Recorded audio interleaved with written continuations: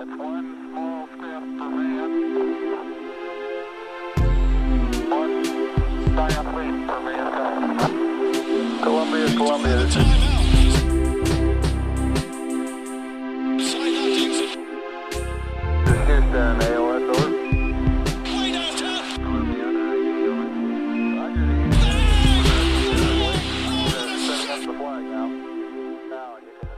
What's going on, folks, and welcome back to another episode of the Knicks Wall Podcast. I'm your host, as always, joined by my co-hosts, Shaun and Mike Cortez.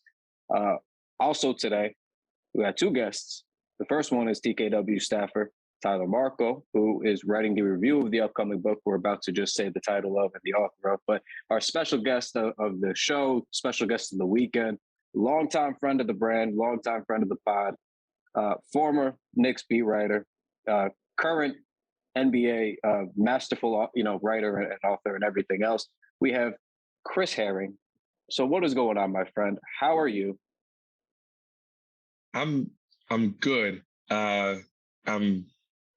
This week's been a lot in a really good way, but I'm really, really good. My head's spinning a little bit from kind of just the developments of the week, but I appreciate you asking. How are you guys? Good, man.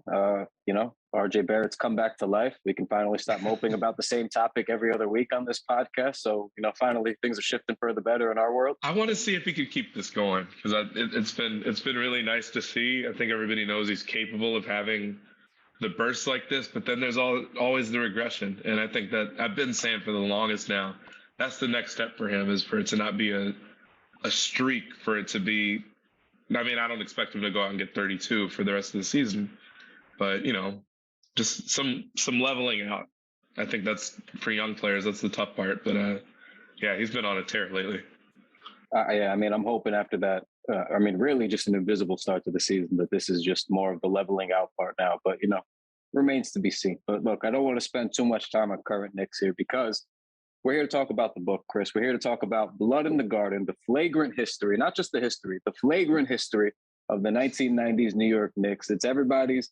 If you're a Knicks fan, if you're a newer Knicks fan, you've been hearing about this era of Knicks basketball pretty much probably since the inception of your fandom. For older Knicks fans, middle of the age group, we've been hearing about them since we watched them in our infancy. And it's just a period of time everybody goes back to the well on, despite them not really coming through, getting over the hump and winning it all per se. But it's one of the more endearing teams that resonated the most with people in this city.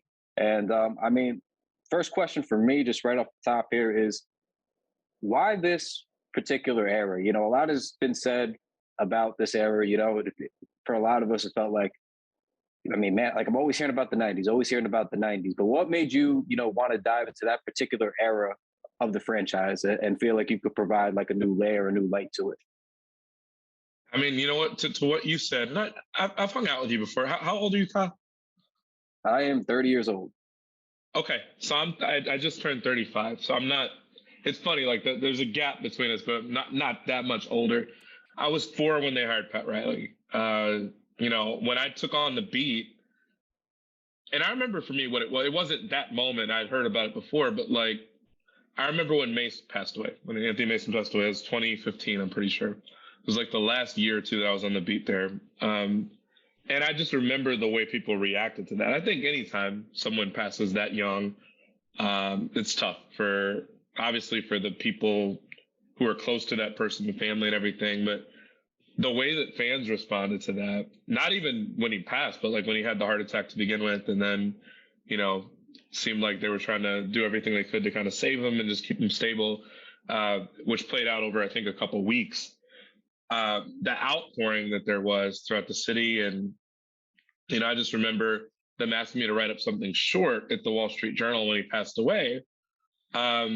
And thinking like, man, there seems like there's a lot to this, because it was a good player, certainly. No question, he was a really good player. But he wasn't, never was going to have his jersey in the rafters, never was going to be a Hall of Famer, as an All-Star once, not even with the Knicks. But you wouldn't know that based on the way the fans talk about him. You wouldn't think that based on the way, and quite frankly, up until, maybe last year or two, Oak was the same way. And John Starks might as well be a god. And had, I know Charles Smith exists, but like maybe had the single most heartbreaking game that anybody has had over the last 25 years or so, longer than that, because I guess it's more than 25 years ago at this point. So from where I sit, there's something to why people care that much about those teams. And there's also something to, I live in Chicago. I live along the lake. I can see the museums in the distance, including the Field Museum where they've got the dinosaurs. There's something about prehistoric shit that is really interesting to people, why people want to go to museums. That Knicks team belongs in a museum as far as and I mentioned at one point in the book that it was kind of like this was like a prehistoric sort of team in terms of like looking now. Steph Curry, if Steph Curry had existed in that era, he would have been an alien. If Charles Oakley existed in this era, he would be an alien. So there's something to that too about not, and I've had somebody make a book trailer. It's more like a movie trailer for this book. And I wanted him to do it in part because I was like, it's one thing to say how interesting this team was. And obviously I spent 2.5 years writing about how interesting this team was, but you kind of have to see it. And I think when you see it, you understand like this doesn't even look like the same sport.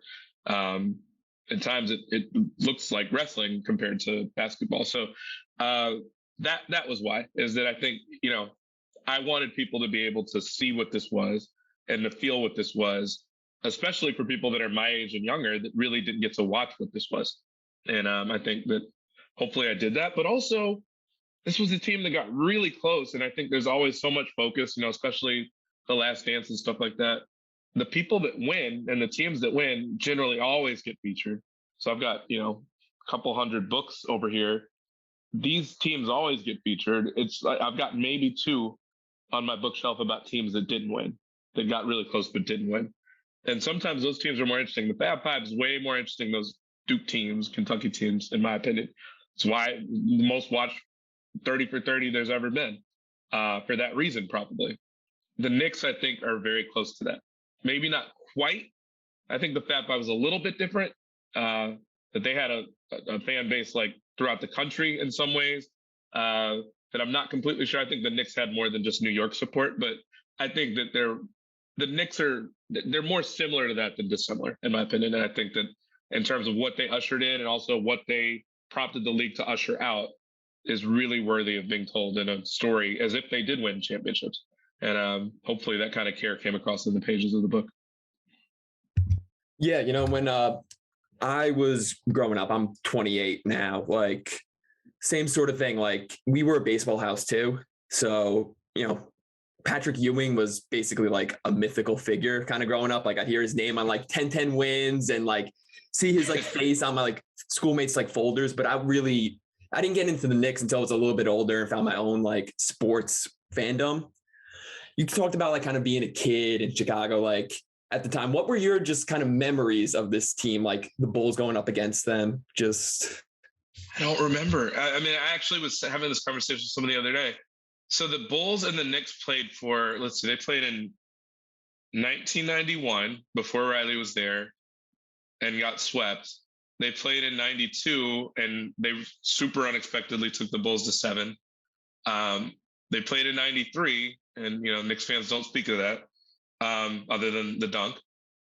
They played in 94, but Jordan wasn't there. I don't think they played in 95, but then they played in 96 when Van Gundy had just started a couple months before. So they played, I think, what does that make? 5 out of 6 years they played against each other, but then they didn't play against each other after that. And that's when I was old enough to know what the hell was happening.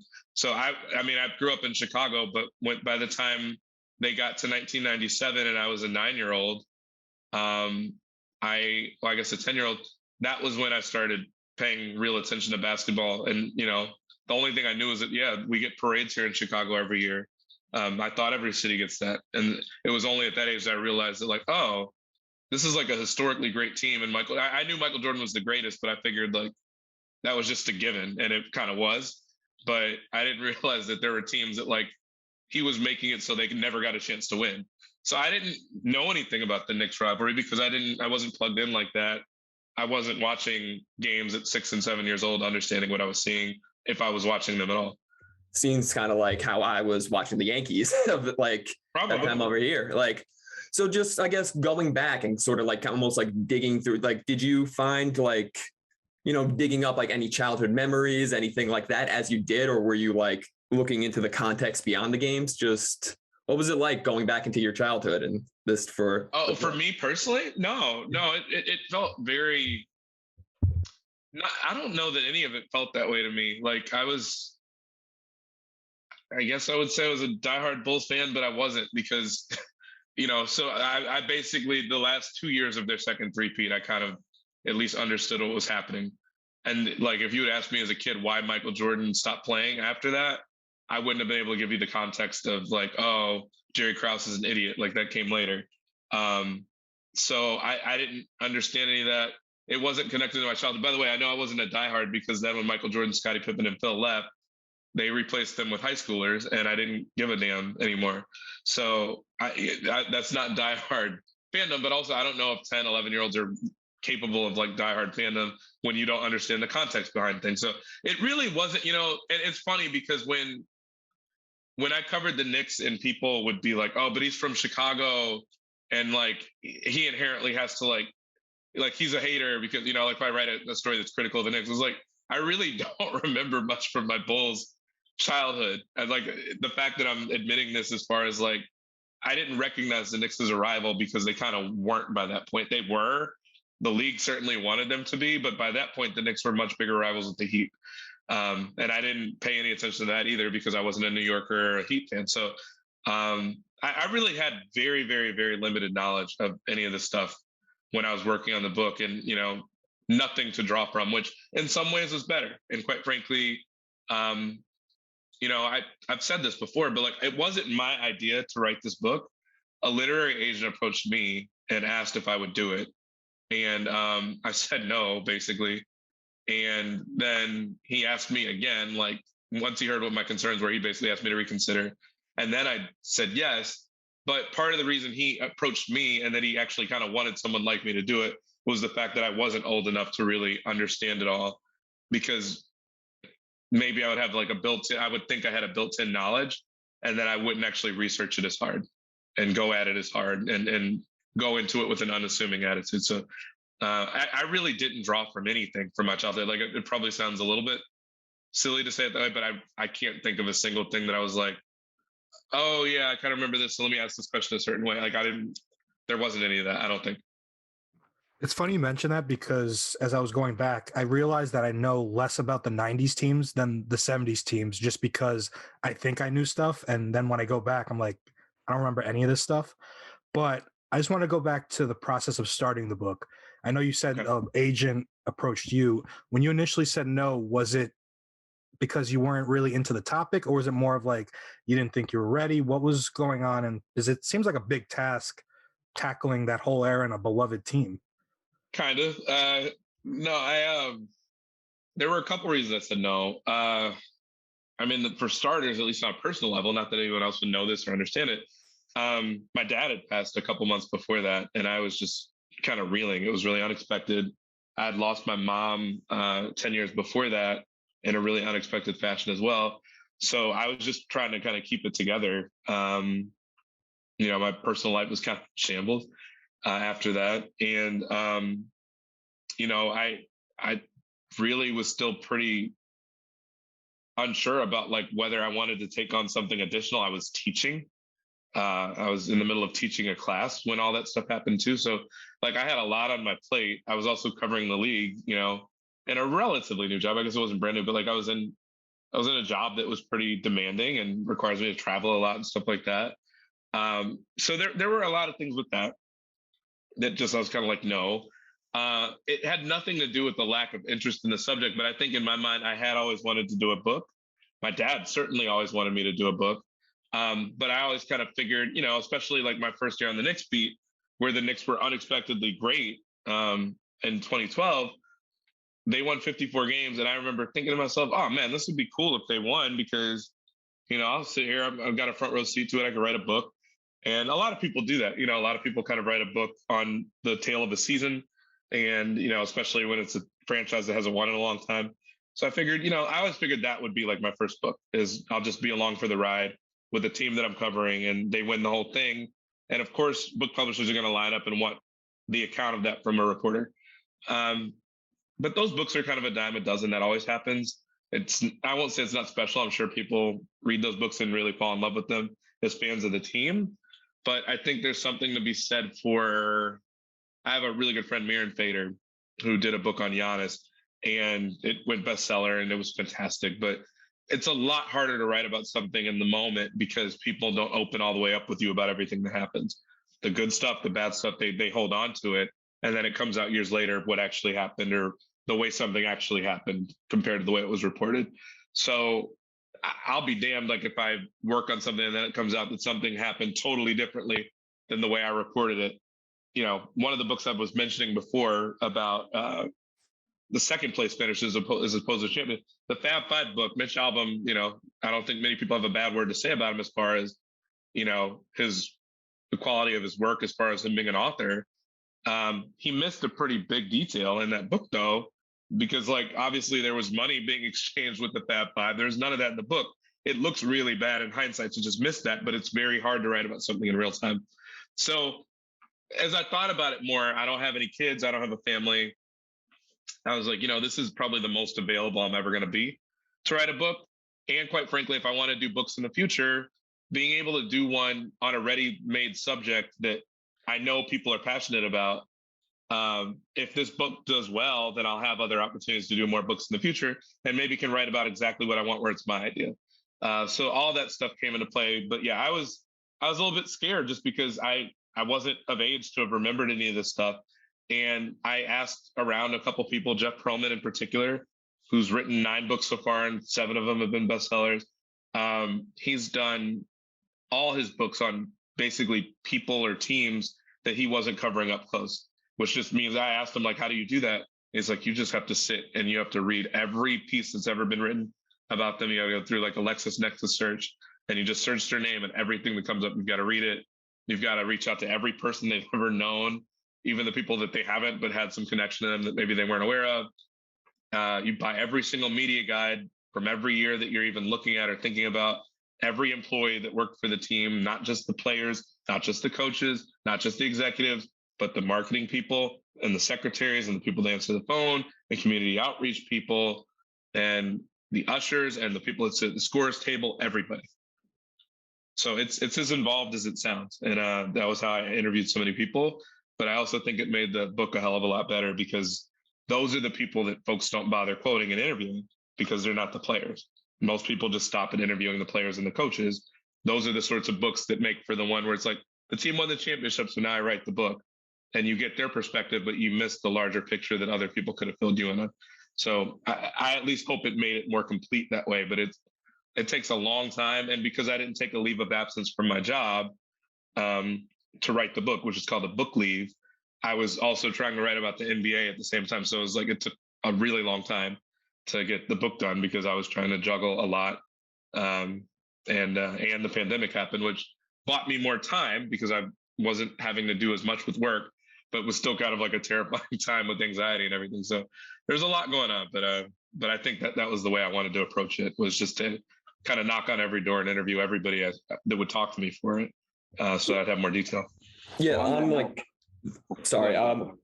I just wanted to say that, like, you know, some of those nuggets from the book that come from like the marketing people and things like that, or some of my favorite ones, like the Riley rings picture, like that he shot down, just things that you wouldn't get from just talking to the coaches and the stuff. I really, really, really see the, like, how in depth you went, and it really shows it. Thank you. I really appreciate that, man. No, I just wanted to ask, you know, you mentioned you had to ask all these different people, you know, not just the people who, like Marko said, you would anticipate to ask, like coaches, players, whatever. I want to ask you more every time. It's amazing with these dogs every time. I wanted to ask. Is that Mellow? That is Mellow, man. He always, as soon as I come off mute, it happens every time. Hey, nobody will believe me. Not a peep while I'm on mute. They're sleeping, nothing. And then the second I press my index finger on the button, it happens. I don't know what it is. You should have let him hop in after Marko with the question. I should have. This is my own fault, really. But now I wanted to ask you, who's, if anybody, you know, you had talked to a lot of people. Is there somebody sort of surprising that this led you to talking to, that you didn't anticipate talking to, that when you kind of found yourself on that path of reaching out and asking them, you're like, damn, like, really, like, I didn't think I'd be interviewing so-and-so for a 90s Knicks book, but here I am. Yes. I'm trying to think off the top of my head, like who's the most like, why am I calling this person? There were a few. Okay. Bill Russell's daughter, I was trying to get in touch with. She went to Georgetown at the same time as Patrick, and she had written an op-ed in the New York Times about the similarities she saw in a really sad way, in my opinion, about, and I actually didn't speak to her, but I wanted to, and I think she kind of got cold feet. But she'd written an op-ed in the New York Times about the fact that Patrick was from Boston. Obviously, her father had played for the Celtics during a time where Boston was pretty problematic as far as race relations. Some say it was still a little bit problematic. But anyway, that, you know, pretty problematic from a race relations standpoint, just the, you know, the idea of busing and integrating, and that people had problems with that in Boston, suburban Boston. And so the fact that Patrick was from Boston and that Bill Russell had played in Boston, and the fact that people were saying that Ewing coming out of college looked to be like the next coming of Bill Russell. And then the fact that Karen Russell went to Georgetown at the same time as Patrick, she was saying that she saw a lot of similarities as far as the way he was treated and sort of the racist treatment that Patrick was receiving, and that it made her sad. So I didn't expect to reach out to her. I didn't even know that she'd gone to Georgetown. Frankly, didn't even know that Bill Russell had a daughter. So someone, that's not a weird sort of person to approach, but like, I felt like it was a really interesting perspective that I wanted to talk to her about more. So that, I remember reaching out to this guy named, why am I blanking on his name? Pete Favat, who he was like basically a marketing person, kind of like a commercial marketing person. And he was apparently like the guy that was handling, that Converse put in charge of handling like their shoe campaign stuff. And so they wanted to try to, I mean, Nike was dominating everything with Jordan at that point.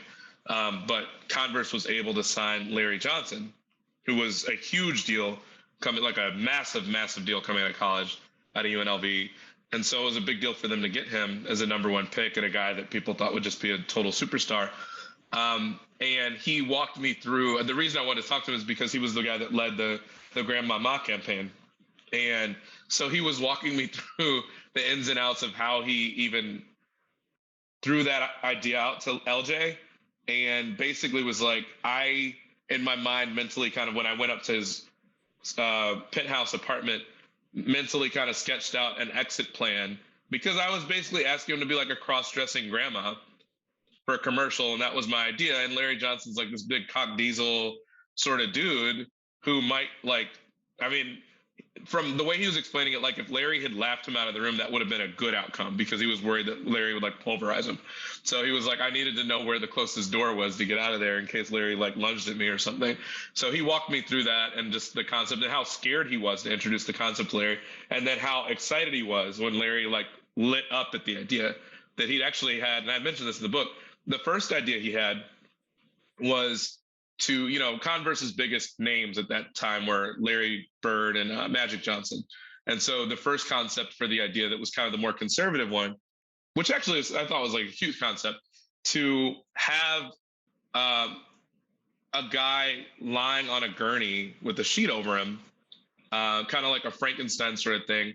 And then because his name is Larry Johnson, have Larry Bird. He's basically like basically the love child of like Larry Bird and Magic Johnson. And so then you get Larry Johnson. And then Larry Johnson just kind of emerges from this journey like Frankenstein style. And so he threw that idea out at Larry, and Larry was like, oh, that's okay. But he could tell like he wasn't super receptive to it.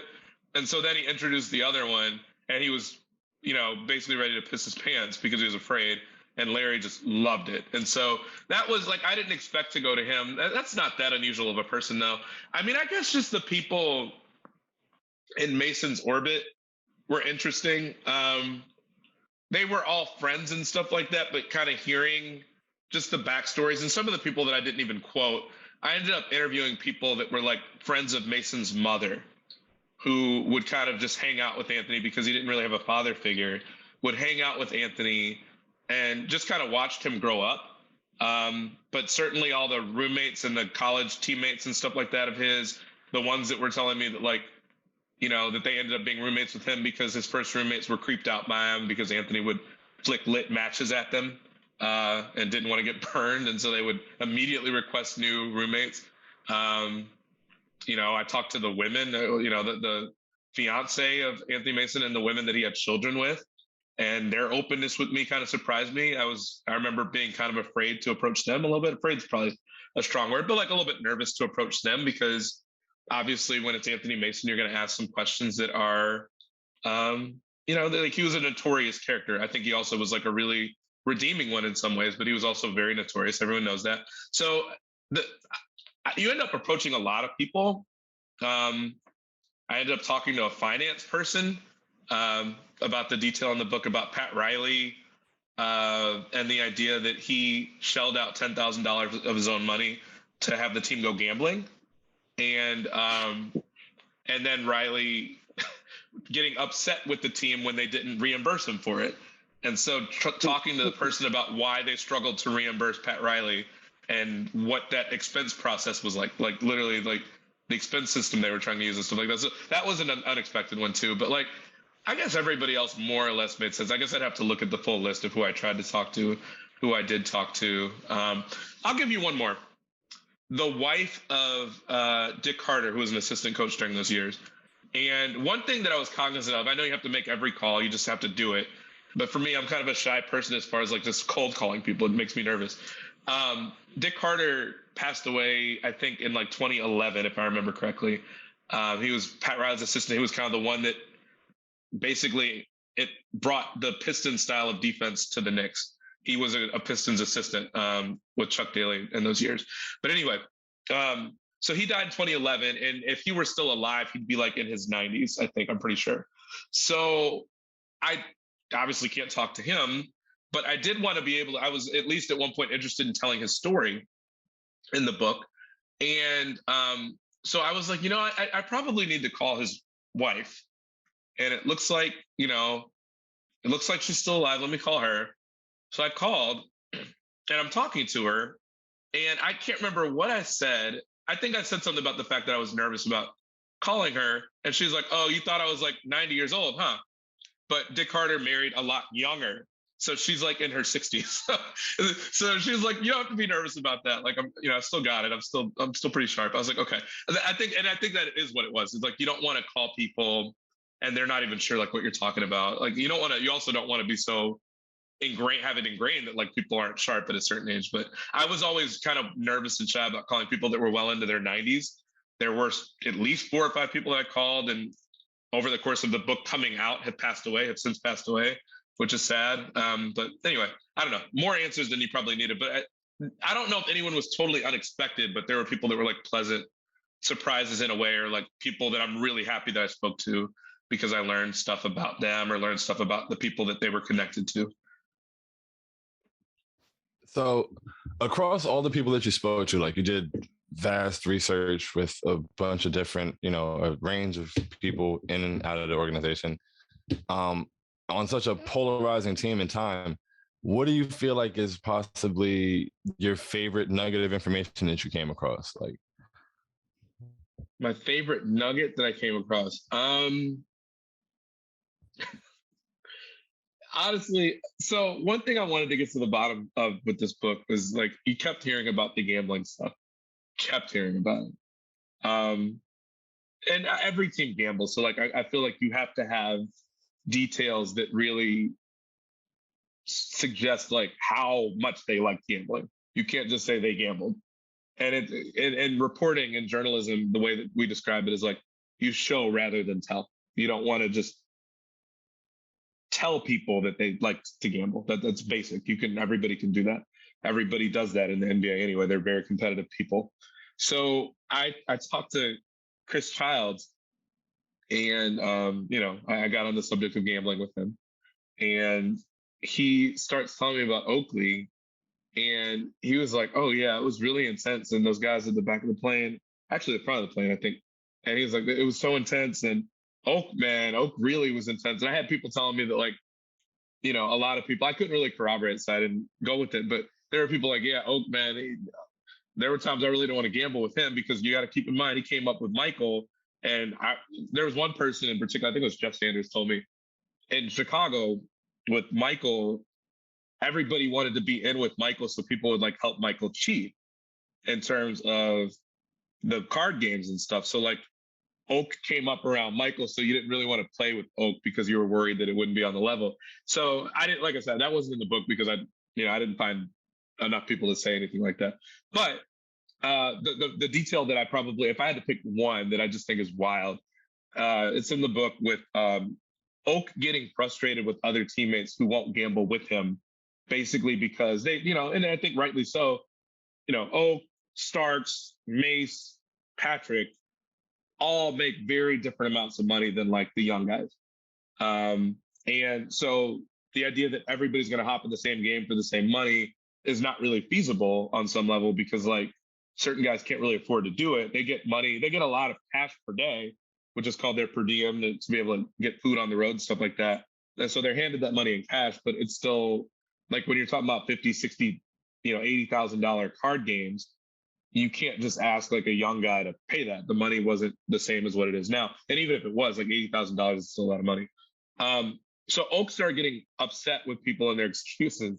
So he essentially bought a credit card imprint machine that they don't even really use those anymore. But he was like, all right, enough of y'all fucking excuses. Like now we've got a credit card imprint machine and you can't use the excuse that you don't have cash anymore, enough cash to play the game with the big boys. Now I've got my machine and now you're going to play, one, and two, when you play, if you use my credit card machine, you're going to pay me a tax to be able to do it. It's 10% off the top if you do that, and I'm going to do it through your credit card. So to me, when Chris Childs told me that like Oak was that serious about gambling and that he had a leather duffel bag that he would always carry, 50 G's in when they're on the road, like to me, that's a good example of trying to show someone something as opposed to just telling them that they like to gamble. And that was probably my favorite detail. Also on the subject of gambling, the idea that Patrick Ewing was playing the lottery most days cracked me up because I'm like, this is like the highest paid player in the NBA and he's still trying to win more money. So that made me laugh too. But this was a fun team, interesting team. I mean, colorful team. I think you guys probably would have found them fun too, though. Yeah, back with Pat too. One of my favorite stories about him came like later in the book when he's visiting UNC, and you talk about him like waiting online to get breakfast, and he grabs 2 glasses of orange juice, and Roy Williams just like, help yourself, big fella, have whatever you want. And I was sending this to my friend, and we were trying to calculate exactly how much orange juice Pat drank that morning. So you mentioned, you say he comes back with 18 glasses. If that includes the 2 he already had, or did he have 20 total? I'd have to go back and ask Roy Williams, but he remembers it so vividly. I think it was probably that he had 2 and then got an additional 16. But Roy said he came back with 18. So I'd have to go back and ask Roy. He's got time on his hands now, so I should ask him. But yeah, that's one of my favorites too. Yeah, I was sending that to my friends, and we're like, all right, 8 ounces of glass, thinking like how much OJ, and I feel like that really illustrates, his Pat's background and stuff. Like you find these anecdotes that are like small things that really like speak to like their backgrounds, their characters, and like that. I was a man that perspired a lot, so he needed a lot to drink. I mean, 18 is a preposterous amount of OJ. I mean, how much vitamin C does one man need? That is, I don't think I've had 18 glasses of orange juice in the last year, let alone in one sitting. I'm trying to wrap my head around you get through like 10 glasses and you're normally like, all right, I mean, this is becoming a work. This is laborious now to try to drink all of this OJ. It's a power through to get to 18 it was a hilarious bit, even for a giant man. He drinks more, but 18's a hilarious number to have stumbled across as we read. Yeah, that was Roy. I called Roy Williams. I set up an interview with him, and he's still so fond of Patrick in that moment.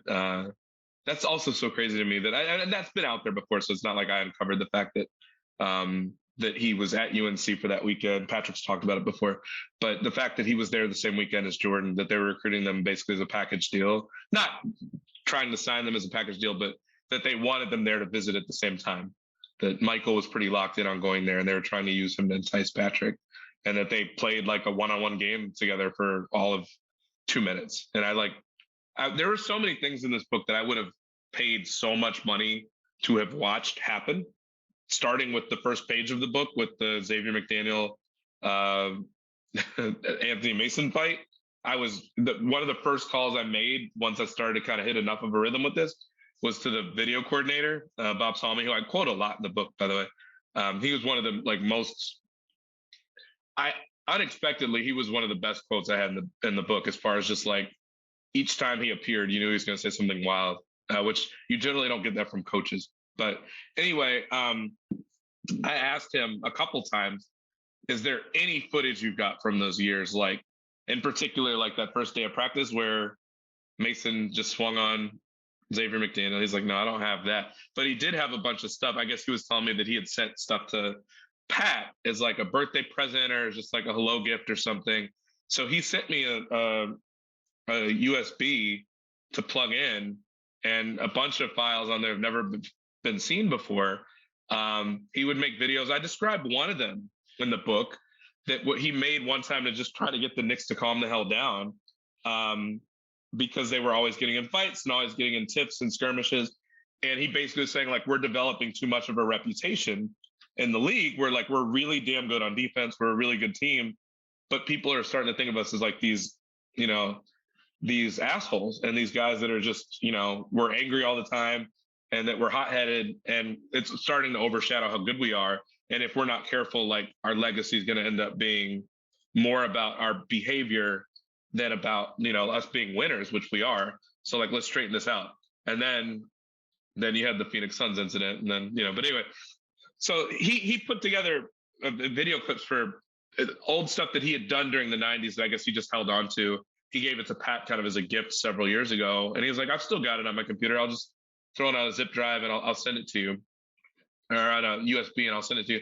So he had stuff where there's one Christmas where they did like a Christmas party or something, and the guys were all doing karaoke together. And so you've got Anthony Mason and all these other guys, Doc Rivers just doing karaoke, and the coaches doing karaoke, Jeff Van Gundy up there with Dick Harder and Bob Salmi doing karaoke. And he had it almost looks like the old MTV stuff, where he was like splicing it with the commercials, and, looks like pop-up video almost. If you've ever seen it, you guys might be a little bit too young for that, but he put together something like that for me to look at, and it was just so cool to watch. So that was unexpectedly really fun too, like stuff like that. Bob Salmi was a great person to talk to for the book. He gave me an anecdote that I didn't use. I think Paul Nepper used it in his book that he did on the 96, which also people should read, by the way. It's really good. The one anecdote I didn't use for the book, at least the part of it I didn't use. So Greg Anthony left a loaded gun in the weight room one day after working out. I have that in there. But what I didn't put in there is that Bob Salmi was the one to recover it, the assistant coach. So he retrieved it. I guess he felt the need to give it to Pat Riley, who was the coach. And Pat always would watch film in his office, but he would always have his office completely dark when he was watching it. The only light that he would have in the room was like the projection screen on the wall. So Bob walks up to his office and he opens Pat's door, but he walks in the door with a gun in his hand. So Pat looks at him and is freaking out because he doesn't know what the hell's going on. Bob essentially has a loaded gun in his hand. And Pat, is thinking about all the times he's called Bob out of his name and everything. And if he's wondering if he's about to go postal stuff. That was funny. And that was something I couldn't quite find a way to kind of wrestle that in. I used the part of it about, Greg Anthony with the, leaving the gun, but I didn't mention the other part just because I was like, I can't think of a natural way to include this. So I don't know. There was a lot of cutting room floor stuff, obviously. One thing, you say there's a lot of things that you would pay to be a part of or pay to see. And I think that hearing Doc Rivers do karaoke is something I need in life. I think that has I'll to have be to find hilarious. it. Maybe I'll try to put it on Twitter. I'd have to ask Bob's permission to do that. But initially what I was hoping to do, we just ended up doing the standard bookmark thing. I asked my publicity team, I was like, can we make copies and send out the USB to people so that they can have this behind the scenes footage of the Knicks, basically. I feel like that would entice people to pre-order early. And maybe it would have in some cases, the diehard fans would have wanted to see it. And they're like, we could probably make use of some of that stuff with our promotional stuff in the videos we make about the book before it comes out. And I was like, okay, we never really got around to doing it, but also Bob sent it to me, and it's kind of, I could ask him whether he's okay with it being shared more widely. He has videos on there that are kind of like strategic and kind of showing the Knicks like what their defensive principles are. And he has one video, and I guess this is what prompted me to have my book trailer made, where he's got one video where it's the song "Never Gonna Get It." He has that playing in the background, and it's basically the Knicks just knocking the crap out of people for like 2 minutes, and then it ends with this just this text on the screen up floating above Madison Square Garden that says "Welcome to New York." And I was like, I kind of wanted to use that, but I was like, well, that's his video. And so when I talked to Jade Hoy, who's worked with the Athletic and count the dings and everything, I basically told, he asked me what did I want out of the video, and I was like, I just want video of them just knocking the crap out of people. Like, that's kind of what they did. And I kind of feel like it'll be red meat for the fans. Like, this will turn people onto them or show people that don't know what they were about, exactly what they were about and how they played. And, we were talking about making a minute-long video, and Jade had like 3.5 minutes, and we could have done more. So I don't know. I don't know. Anyway, there was plenty of video we could have used, but I don't know. We'll see. Maybe I'll do something with it another time. No, I'm glad that that's where you just went with it, because I actually wanted to ask you specifically a little bit more about Pat Riley, because he's a character, right? I mean, Knicks fans feel a lot of different ways about him. We know this, we know that the larger the backstory with him, but it was very interesting to see the intricacies with him throughout the book. Yeah. But one thing I liked in particular was the anecdote of when handouts were being discussed for the 92-93 team, and seeing where Pat Riley drew the line, because in my head growing up, he was kind of a madman, right? Like, that's sort of like the aura around Pat, is he's this godfather figure, this madman, this kind of gangster in basketball who kind of do whatever. And then when I was reading the part about the handouts, I kind of chuckled to be like, oh, like that's where he drew the line. Like, he wasn't more on board. Like, when I read their ideas, because it says like, the one part about the chalk outline of a human body lying on the blue painted area of the floor, and then beneath the image it said "Tough Town, Tough Team, the 1992-93 New York Knicks." And then you mentioned that there was another one after that. This is the one. Just when I read the words Mack truck, that's when I lost it. But it said there was another one which featured a Mack truck rolling through the middle of the page, coming right at the reader, and if you want to know what it's like to play the Knicks, stand here. And the same line at the bottom. And then basically you mentioned an uncomfortable Riley spoke up. I think these go a little bit too far, because in my warped brain of knowing the previous Pat stuff, I was like, I thought he would have jumped up. I would have jumped all over those. I would have been proud. Like the chalk outline one, I would have greenlit immediately. I wouldn't have needed to pass it by anybody. I would have just been on board. So seeing Pat be like, yeah, sure, we're gonna pay guys. Nobody in the paint, don't help anybody up, but the chalk outline is where I draw the line. Like, just seeing like where he drew the line in the sand for me was pretty interesting and fun. You know why he probably was like that though? I bet you do. I mean, it's like I think it's a subliminal messaging. I think that Pat, like you can say knock Michael Jordan to the floor to your players, but you can't say that in the media, because then you're viewed as dirty. And then you also give ammunition to the other coaches to call you dirty, and you might get in trouble just from the league, which that was a dance. I mean, I have an excerpt out that will basically outline like the headline, something like, the 1990s Knicks fought with everybody, including David Stern in the NBA. And I mean, it was something where the league was on them about everything. And so if you gave them something and handed them something that says, we're out to hurt you, the league is going to pounce on that and punish for that, or just be tougher on you about it. So there was no way they were going to be able to do that. I think that's what he was saying. That doesn't mean he was opposed to. I mean, hell, his defense was trying to lay people out. So you're spot on with what you're saying about that. I just think that it was subliminal. It was something that he could say to his guys, but you couldn't say out loud.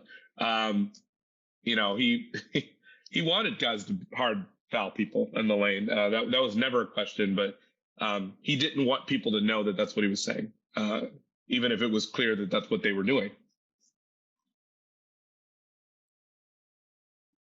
Yeah, too. Kind of going back to the like sort of like tough guy, even Northeast tough guy aesthetic. Like I think it's maybe chapter 12 or so. You titled "Long-Term Parking," which the second I got to that, I just cracked. Like I knew where it was going, and I was praying for the reference. But I just want talking about Dolan and basically going to Checkers and getting rid of Grunfeld at this point, and basically calling it like akin to sort of, spoilers, Aid getting hit in season 5 of Sopranos. Just watched with my girlfriend yesterday too. I had never watched it before the pandemic either. I'd never watched it. But then once I watched it, I was like, I got to name a chapter after this. That's exactly what I want to just like, were you purposely just trying to pander to the base with this? Like, you know what it was? I think there were a couple things. One, yes, it's a Northeast team. 2, I mean, a lot of y'all really like The Sopranos. 3, I really liked it when I watched The Sopranos, and I had just gotten done watching it when I was kind of rounding third base with that chapter. But 4, I think, what was the line I've got in there where I think I said, Jimmy wants it to be Ernie. Yes, yeah. I mean, it's like The Sopranos, everybody's name ends like that. Like Paulie, Tony, Chrissy. So it's like there was something about the end of the names too that both fit that. And he was asking for someone to be taken out. So it was like, it fit for me. I mean, yes, it fit perfectly as far as I was concerned. For people that get the reference, they get the reference. But it was funny because I posted one night. It's crazy. Like when you've got, like, I felt so bad just now that we're over with it. Now it's out. I felt so bad just about how far in advance the book was kind of put out as far as the pre-sale stuff, which I think was the first week of August. And because people pre-order it and it's like, you've got to kind of keep plugging it as the author. I'm not completely comfortable in my own skin with that, so I'm trying to just retweet everybody else. It's uncomfortable. There are people that were posting interviews and stuff before. Hell, you guys did that. And I so appreciate it. I'm trying not to jump the gun with other stuff because there are other people that have technically, said that another person had said, I'll give you guys the first interview. So I'm trying not to promote other stuff that makes it look like I was being disrespectful to that person. Anyway, but you feel so bad when like it's August and you're trying to promote the book, but you don't want to be overly annoying about it. So like you have to put stuff out there that people enjoy seeing or want to see or want to read, but you don't want to like pump the gas, like, pump the pedal too much to the point where you're annoying people and turning them off. So I remember one of the first things I rolled out there was like just the chapter summary and the chapter list. And people saw the name of that chapter. They're like, is this what I think it is? And I was wondering, like, I wonder if people know what the chapter's about based on that. And I don't think people did. But to me, I think it's fun. Like, to me, my favorite part of the whole process, this sounds so weird and in the weeds, was naming the chapters, like by far. The other shit was kind of brutal. Like, obviously, when you get good anecdotes, you're excited to use them and excited to make hay with that. And, after a while, structuring the chapters and trying to figure out what I wanted in what order and why was fun. I liked that. But to me, like once it was over, like naming the chapters was really fun for me. Trying to figure out like, how would I sum this up? How do I make it a fun reference? Some people just use chapter 1, chapter 2, chapter 3, chapter 4. Like this book wasn't meant to be just like chapter 1, chapter 2, chapter 3. I wanted it to be, the chapter names would be just as fun as the book hopefully was for people to read. No, definitely could tell you were like having some fun with it. And like I said, like, I mean, I just smiled when I got to that one. Some of the other ones too are all great, but that one in particular, just like, thank you. It got me. Chris, if you could just get into the weeds a little bit, just because writing a book is one of my dreams. So I just want to get back into the process. When you're writing the chapters, is it kind of just because when I think of writing a book, I don't know, do you write it in a systematic format where you're like, all right, this is going to make for a good chunk? Or you kind of just throw up on the page and then kind of just build chapters? Oh boy. So I'm excited. No. I'm excited at some point. I don't know when, I don't know what the subject will be. My agent's been asking me like, what's next? Spike Lee asked me the other day, what's next? And I'm like, I don't fucking know. But what I would say is, I mean, I wrote multiple versions of this. That's part of why it took so long, because I've never done this before. I didn't know what I was doing. And it wasn't very good. The first 2 times, I would say, maybe even the third time, it wasn't very good. But what I started doing, I wrote the first chapter. I tweaked it later, but like I wrote the first chapter. It was basically what you see now. And then from there, actually, the second chapter of the book that I wrote was the Anthony Mason chapter, which I think is chapter 9, if I remember. So I did that because I was like, you know what? I've said this to myself. Everybody is equally important, just as far as like you have to get everything right. That's the most important thing. But to me, the way I viewed it, I was like, his story is the one I want to be the most careful about because I know people are curious about him. I know he lived a really interesting life. I know he was notorious, and I know people are kind of gunning to see what is going to be said about him. But also, like, these are the people that are trusting me the most to really take care of what they're telling me, to safeguard that stuff, to like be careful with it, to not make him look like a total cartoon.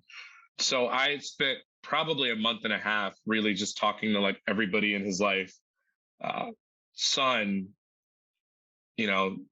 fiance that he had a child with, the college girlfriend that he had a child with, his barber that always put the patterns and the designs in his hair, childhood friends. I was saying before, friends of his mother's, who passed away a few years ago, college teammates, the trainer from the college team, you name it, I talked to them. And then obviously the teammates with the Knicks and stuff too, and coaches that coached him in other places other than the Knicks. So, I talked to them, but I really wanted to get that right. And so I spent a lot of time on his chapter, even though it was out of order. And that was really the only one where I was like, I'm just going to go completely out of order to do this because I want to start getting that stuff squared away now.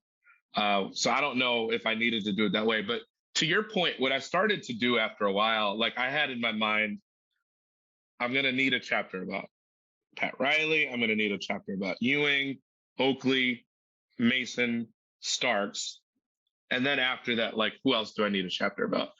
The one guy that I didn't see coming, that I did not see that I would, think that I would need to write a chapter on was Charles Smith. And he's got one of the earliest chapters in the book. I think maybe Pat Riley and Oakley come before that, but I think that's it. But basically what I started to do, like, it was difficult because I was doing, to answer your question on the most basic level, there are 8 seasons I've got to account for. 91 through 99, 8 years.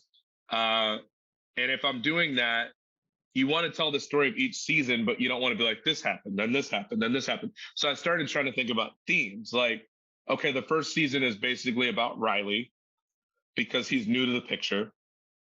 So we want to talk about Riley, his upbringing, where he came from, his system, how long it took guys to get used to his system, how long it took guys to get used to his personality, the sorts of trips and stuff that he would take his players on is kind of a bonus. So we can maybe encompass a lot of that stuff in Riley's chapter early in the book. And then from there, it's like, okay, well, what do we go to next? Okay, Riley made these guys into like monsters defensively and physically. So maybe we can get in somewhere the idea that they were just really feared.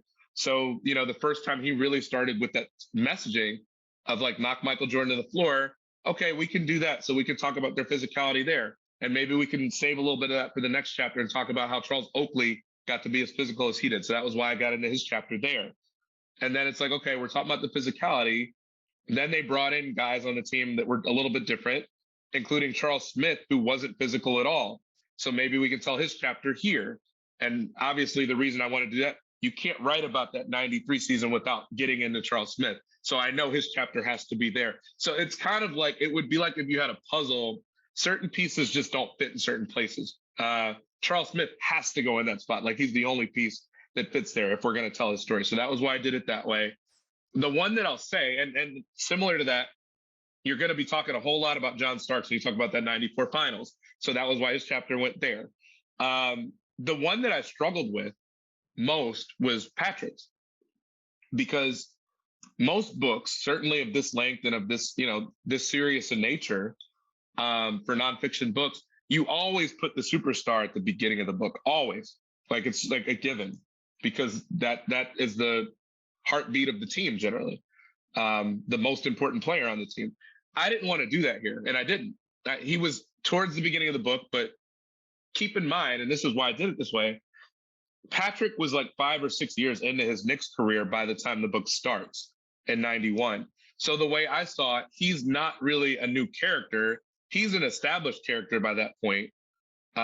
Yes, I need to have him mentioned a lot early in the book, but to tell his story through like a third or fourth chapter, I felt like would have been inappropriate, because to me, if I had to rank order the importance of everybody in the book, Pat Riley was the most important character in this book as far as I was concerned. Some people, my agent in particular, was like, "Are you sure you want to have Pat Riley on the cover?" I was like, "Yeah, it's not even a question," because for the first 4 years he coached the team. And then for the next 4 years, he was like the arch enemy of the team. So he was always in the picture, either for good purposes or bad purposes, but he was always there. And he's one of the only people you could say that about. But he also was the new kid on the block when the book starts. And that's why the book starts in 91, is because they hire him and it changes the trajectory of the team. So I tried really hard not to force Patrick at the beginning of the book. And I actually put him in chapter 17. And that was where his big feature chapter was. And the reason I did it that way is because you always want to capture a character, in my opinion, from the reading I've done, when they're in a period of transformation. Riley was taking over the Knicks. It's a different challenge for him. He's transforming the way he coaches, at least in a lot of people's minds, from the Lakers to the Knicks. Charles Smith, has like this horrible moment that it just kind of seemed to spell doom for the way the rest of his Knicks career would go. Charles Oakley was having to adjust to what the league wasn't going to allow, as far as him flagrant fouling the shit out of everybody. Starks goes through a transformational moment, and I guess in a negative way, for the finals, as far as, part of what his legacy will be. So everybody's got that. Patrick's moment of transformation wasn't 91, it was 97, because he shatters his wrist to the point where like they're questioning whether he's going to be able to play basketball the way he's done before.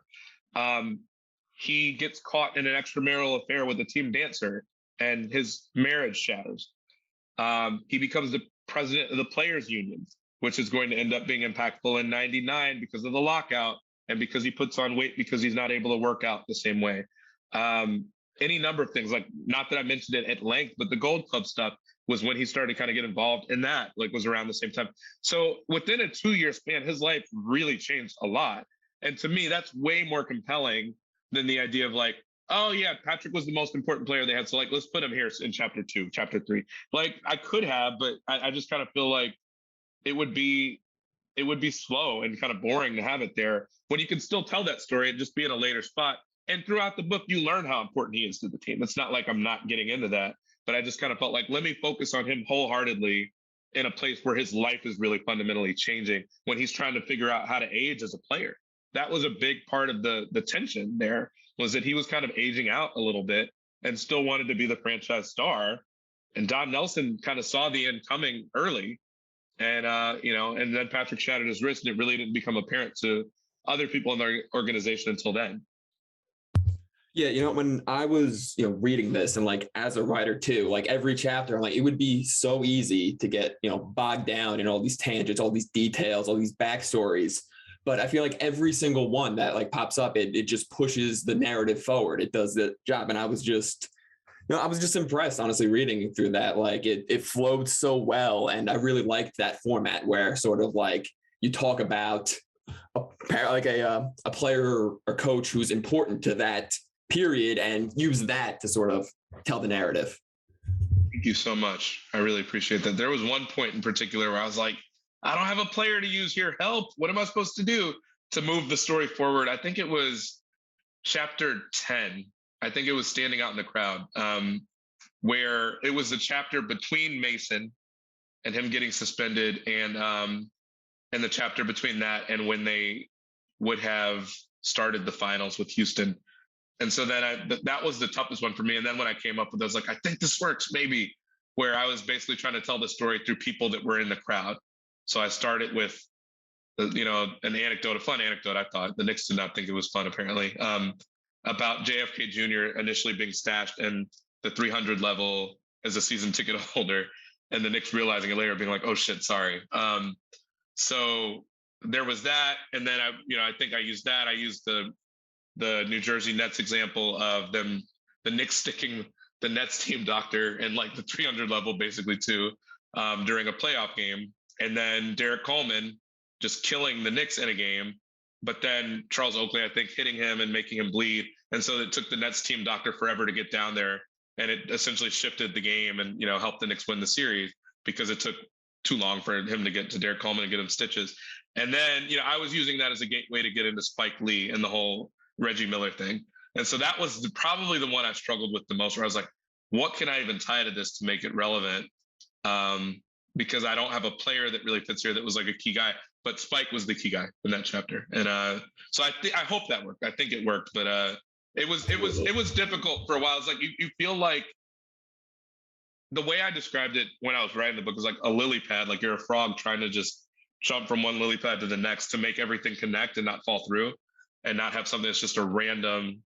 There was so much stuff I cut because it was like, this is random. There was one other one I really worried about. I think it was chapter 12, commitment issues, I think, where I actually asked a couple of my friends, and one of my friends I really respect was like, this doesn't work this way.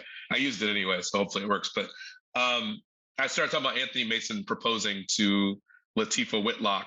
And I used it as a way of basically saying like Anthony Mason was always dishonest with women about the fact that, he'd say he worked at McDonald's and that he was a fry cook. And because he essentially didn't trust that women would want to be with him for him. And so he finally trusts this woman enough to propose to her, comes back at like 3 a.m. and forces her out of bed and proposes to her at like 3 a.m, but whatever. But I used that as a gateway to get into Pat Riley having trust issues with the Knicks, apparently, and so that one, like that was a long kind of lead up to that portion where someone was like, that doesn't really track. Like, I get what you're doing, but I feel like you're spending too long on Mason's part just to bring up the idea that Pat Riley started to question whether he should stay with the Knicks or not.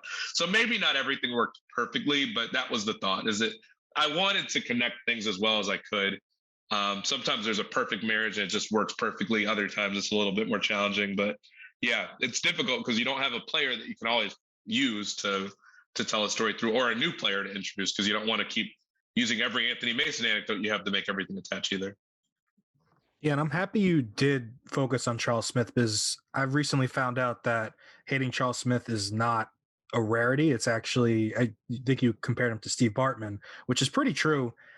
I guess looking back on it, would you kind of say that Stark should really love Charles Smith, because that incident has kind of overshadowed the finals? I know the finals was high profile, but I feel like Starks is pretty beloved, very beloved by the fan base, while Charles Smith is kind of just like, get this guy out of my fucking face.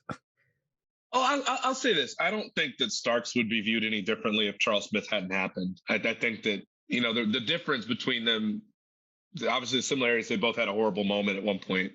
The difference is that Starks had so many positive moments to kind of outweigh that, at least in fans' minds and hearts. Charles Smith, like, if I tweeted right now to all my Knicks followers, like, what's your favorite Charles Smith memory? First of all, it would be really mean to do that to Charles Smith. But secondly, would anybody have a single answer? Like, I know you guys are too young. I'm too young too. I don't know that anybody would know. Like, it's just, and part of what I wanted to do in that chapter for him was humanize him. I did the interview before with Will about this and told him, frankly, with that situation, I called him. Everybody kept telling me he's not going to talk to you. He's not going to talk to you. I called him. I'd emailed him 17 million times and different email addresses and everything, different people trying to get through to him. No response. So it felt like he was dodging me, ducking me anyway. I did call him. He didn't know my number, so he picked up and, didn't know who it was. I could hear the subway doors closing behind him. So I didn't even realize he lived in New York City, which is like, not to say you need to be looking for other places to move based on what happened in 1993. But I imagine New York, based on what you're saying and the idea that you're saying, like, I didn't know how many people hated him. It's probably not the easiest place to live from that standpoint. I've had Charles's friends tell me, some of his friends tell me that he's reminded of that constantly in terms of like people going out of their way to say something. Like, I can't even imagine what it would take for someone to say something to him about that. It just seems really cruel. It seems kind of over the top. It seems like something you'd see on Twitter where it's like, if you don't have to see someone face to face, maybe you do that. But like, I would never say that to someone's face. I also would never say it on Twitter, but other people would. So the fact that I could hear the subway doors close behind me, like, immediately made me feel like, man, this this dude really is still in the midst of like the place that all this stuff happened. Living it every day, being in public transit apparently every day. So I wanted to really humanize him because I think, first of all, you read through the book, I would say that the book, I think, is at least critical in some ways of virtually everybody at some point. Not me necessarily having to do it, but like at least pointing out that this person doing this had this impact. From Patrick on down, I think everybody's got a moment like that. Certainly Pat Riley. And I think if you had to ask me for like a laundry list of the things Pat Riley got wrong or was like really, really kind of off about, he had a really skilled player at his disposal. And I don't know if I would say he misused Charles Smith, but I do think he kind of looked at him as like a defective toy at a certain point where he was kind of like, okay, I thought this guy might be able to do this, this, and this, and like he can't do it, so now I just can't use him. Like he used him, but like he used him out of position. He challenged him and basically said, you should be able to play by now on this knee injury when he was suited up, or he was not suited up to play. And he basically asked him to suit up anyway because he challenged him in front of the team. He was like, if I needed 1 minute from you tonight to win a title, could you give me that minute? And he was like, yeah, of course, coach. He was like, well, then why are you in that suit instead of a uniform? So he went to go put on a uniform. Like that's like, I mean, the other things he did, let's go through the list since I brought it up. He told the team that the psychologist shouldn't be allowed to deal with the players anymore. Can you imagine that in today's mental health environment in the NBA? Would not happen. The idea of 2.5, 3 hour shoot arounds would not happen. You know, the messaging was a different thing. And I think I don't think that makes anything wrong with him. He was just really intense. But there was a lot of stuff, man. And I think the Charles Smith stuff was kind of the height of where you have like people from even other teams, people that played with Charles Smith on other teams saying, Pat Riley, I didn't even play in New York, and I know Pat Riley kind of ruined Charles Smith.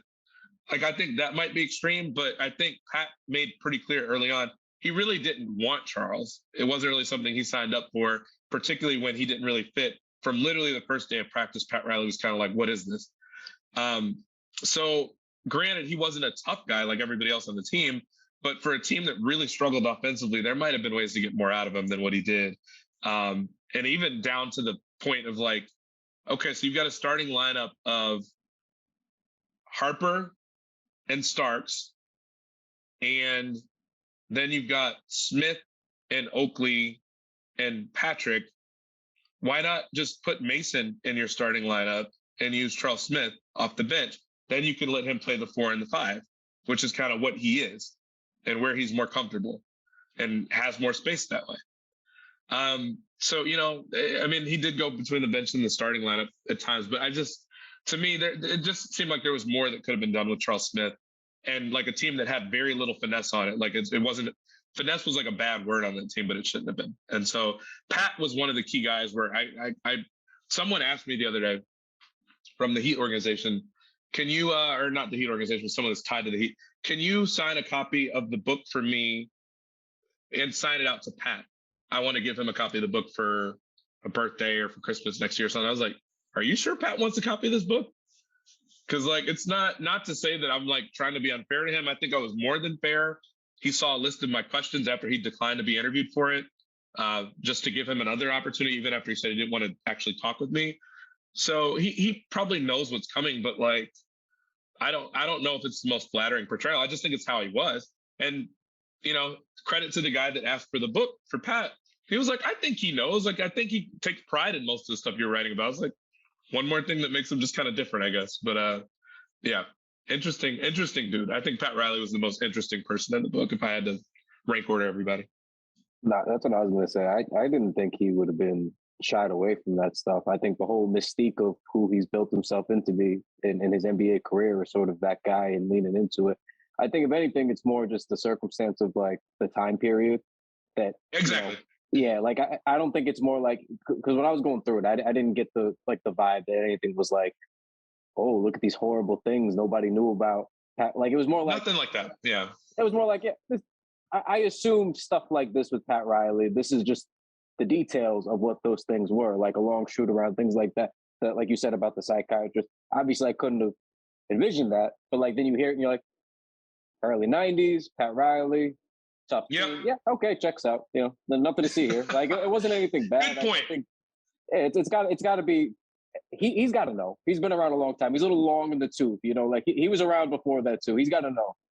Can I ask you guys something? I know you guys are throwing questions at me. I'll ask you guys something because I've been thinking about this more, and it's not something I've thought about much while I was writing the book. But I think now that I've had some distance from it, do you feel like, based on what you read in the book, like people talk about how Riley leaving? Some people say this, not everybody. That's the worst thing that's happened to the franchise in the last X years, number of years. Worst mistake that was made. They should have just given him a piece of ownership. You know, Miami's benefited. The Knicks have been horrible. Do you feel like he actually could have lasted in New York based on what you read in the book? And do you feel like that argument of like letting him go is the worst thing? You think it's overblown when people say that?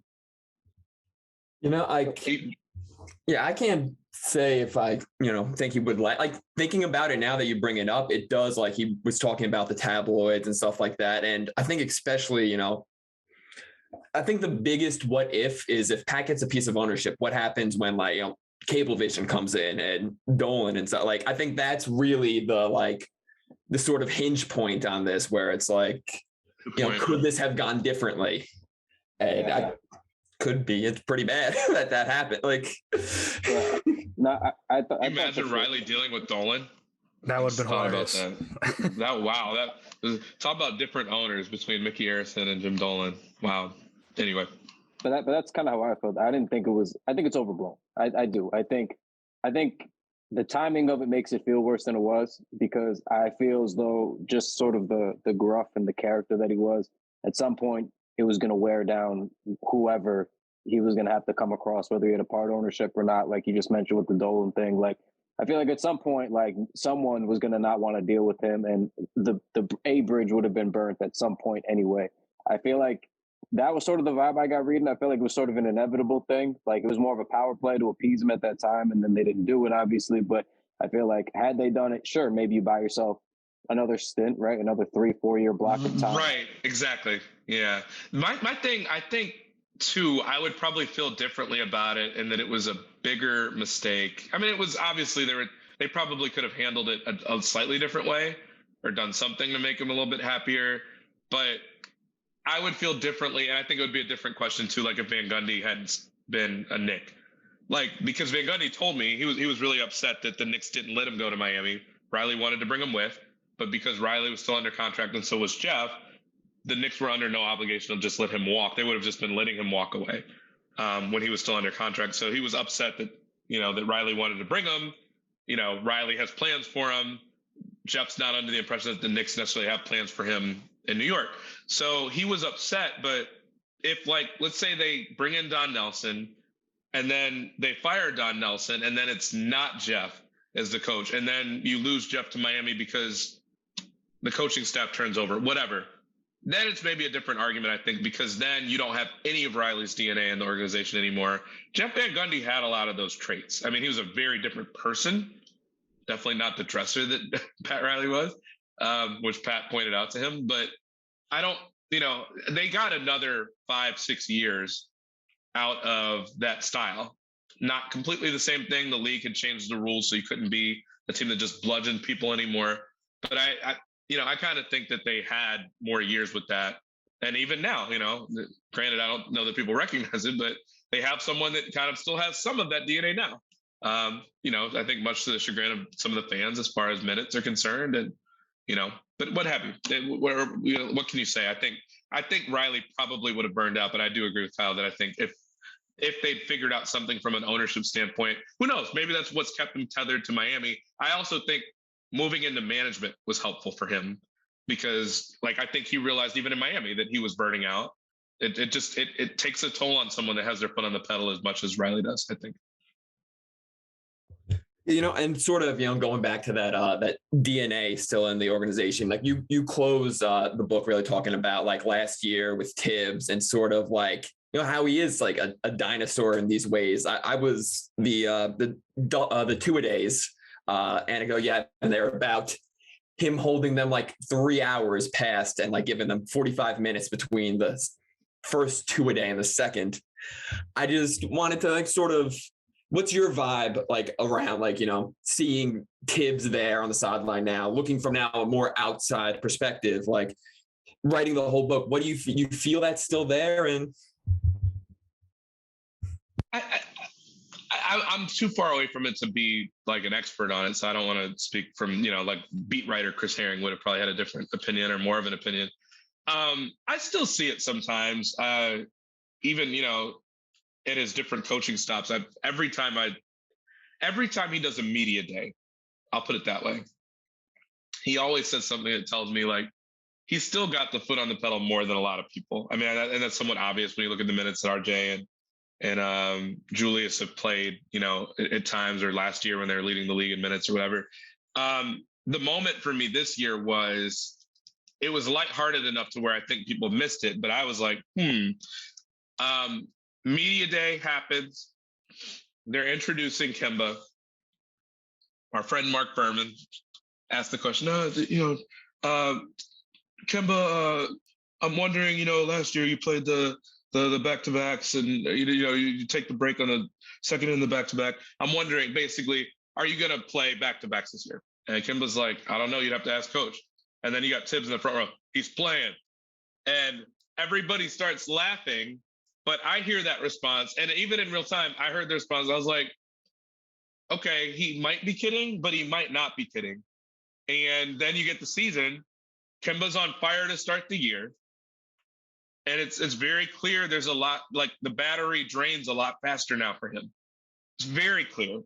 And I mean, I think there's a happy medium, by the way. Like, if you're going to ask my opinion, you haven't. But if you're going to ask my opinion, I think Kemba can play. I just think it has to be like on a minutes sort of restriction, or that it needs to be like he can never play back-to-backs. Obviously, he can't. But Tibbs was joking about it, but I don't know that he was joking when he said that. And so it's a good example of like, and just playing someone obviously is not the same as two-a-days. I get that there's a difference between the two, but like understanding your personnel a little bit and looking at someone that basically couldn't play back-to-backs last year, like, why would he be able to play them now? I don't know. Maybe Derrick Rose, in the way that he started to kind of recover physically. I know he's, coming back from something now. So I get that, even he has not been in perfect health this season. But maybe watching someone like Rose, or maybe the idea that Tibbs has had guys like Taj, who just always been able to get through everything and play through everything. There's a part of me that feels like that's still very heavy on his mind, but he feels like he can always work through it. Having a good training step maybe helps you work through it a little bit, but Kemba is who he is as far as like physically, and he's been like this for a few years now. So I still see some remnants of it where it's like I feel like he generally tries to justify what he's doing with the minutes and justify the amount that he's putting on guys' shoulders from a playing time standpoint. So I don't know what it's like behind the scenes with the work and the practice. He always says that he's pretty easy on guys in practice, and he kind of uses that as a justification to work them harder in games. Maybe. I don't know. I don't see practice. I don't know how that works. Maybe there's some truth to that. But like I said, generally speaking, whenever minutes and workload come up, I feel like he always kind of justifies whatever he's being asked about by pointing to the fact that he doesn't practice his guys as hard. And there was a time where he did. So, if he's practicing them less hard than before, that still might be harder than what other teams are doing. I don't know. I'd be curious to know it for myself too.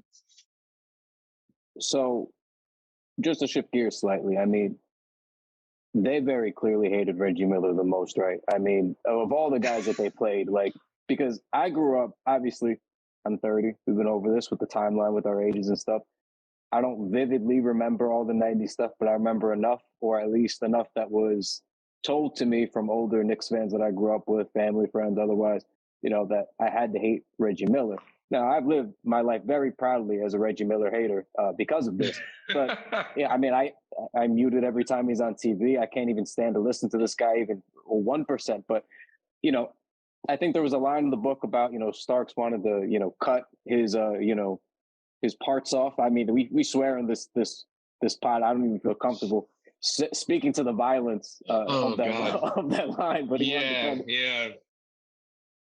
I get it, I mean, I get it. I mean, he's insufferable, but I mean, that was, when I read that, I was like, oh, like, we thought they, like, basketball hated him. They hated this guy. nice to know it extends past the fan base into like the Yeah, locker like rooms. we always Yeah. hate people. We always hate people. It's nice when like they genuinely hate somebody too, and it's just like, okay, we thought, but now we know. I mean, Starks was so that quote too. And when we talk about things that, like I was saying before about to Mike before about the idea of like how to structure stuff, what to put in the book, what to leave out.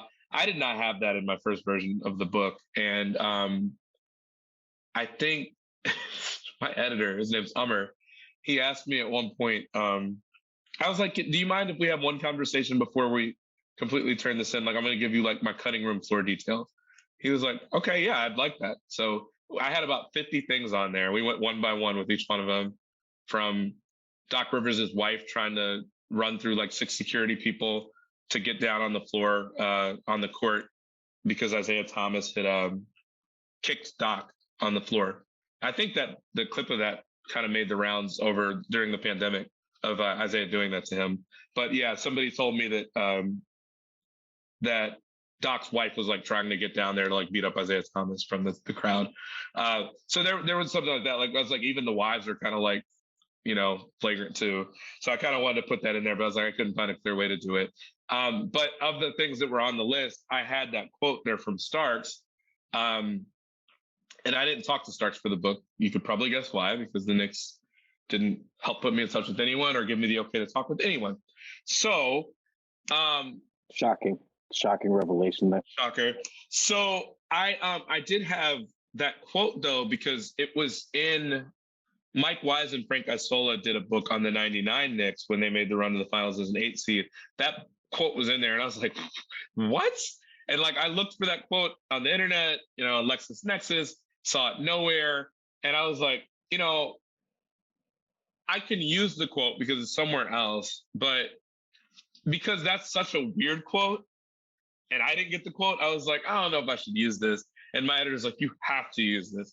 You're talking about how much these guys hated Reggie Miller. Starks specifically, you have to use it. Like it's been, and like, not to mention like the same publisher that published that book is the one that's essentially publishing mine. So they're like, you're on good footing because we have lawyers. They lawyered that book. They're lawyering yours. You're fine.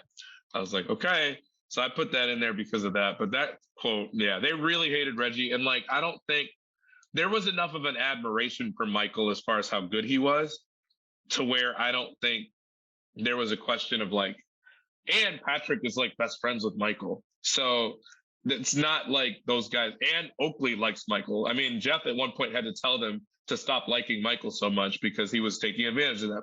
So there was enough of a respect there with Michael. He was the biggest killer of the era.